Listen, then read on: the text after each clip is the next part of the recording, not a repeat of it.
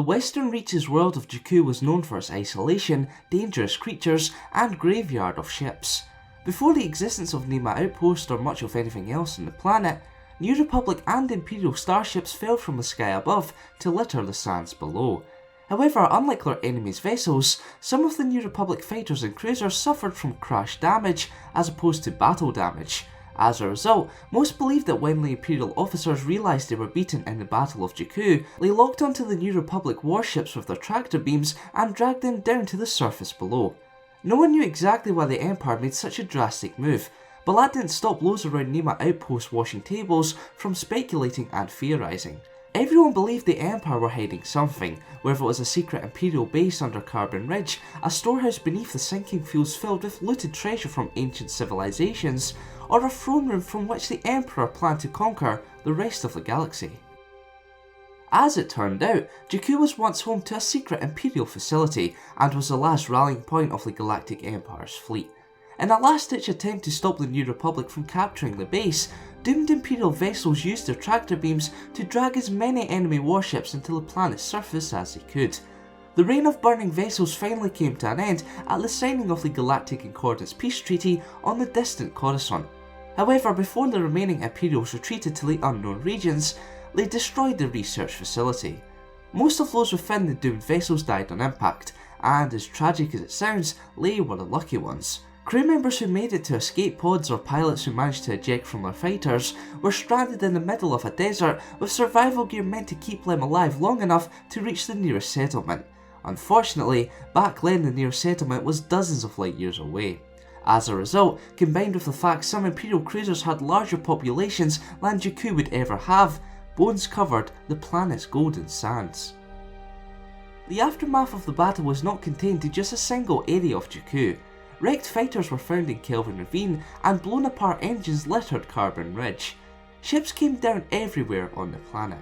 The Starship graveyard became home to sunken X-Wings, B-Wings, A-Wing fighters, Y-Wings, Calamari cruisers, Nebula B frigates, blockade runners, TIE fighters, the Inflictor Star Destroyer, and the Executor class Star Dreadnought Ravager. One area within the graveyard of giants was referred to as the Crackle, which was formed from a capital ship that crashed with such heat that the surrounding sand turned into blackened glass.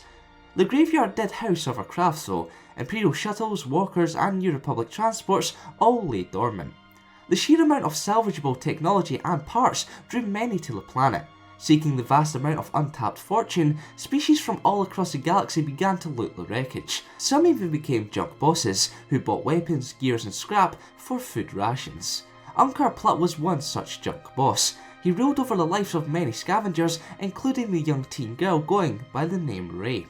She became one of Plutt's greatest scavengers and used a speeder made by herself to zip around the graveyard of ships. But in a fierce duel for scavenging supremacy, Ray had to fend off Tidos and even native life forms. Steel peckers, for example, were iron-beak carrion birds.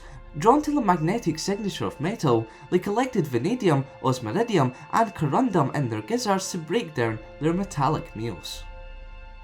With a seemingly endless supply of salvageable material, as well as rumoured command ships filled with credits laying underneath the planet's sands, Jakku looked to forever be centred around the final battle between the New Republic and the Galactic Empire. Now it's time for this week's question. What planet do you prefer, Jakku or Tatooine? Let me know in the comments below. To have your say in future Star Wars The Force Awakens lore videos, head on over to thecamkazans.com and get voting. Thanks for watching, and for more Star Wars related content, keep it locked here to the Camkazans. The ship was as she left it, with no sign of Devi or Strunk. Exhausted, she fell asleep. Ray was woken during the night by the sound of footsteps outside the ship. Maybe it was her two companions after all. However, she encountered 4 Tidos, who were definitely not leaving without the ship. Though she was a great fighter, she was outmanned and outgunned. However, before a fight even commenced, Devi and Strunk appeared from almost out of nowhere to scare off the Tidos with blaster shots. As it turned out, the two had spent every night not far from the ship to ensure its safety. Ray's paranoia turned back into trust following the incident. Continuing with their project, the three concluded that if they could repair the hyperdrive system, then Unkar would pay her even more. Eventually they managed to do just that, and so the ship that she spent the better part of a year reassembling was finished.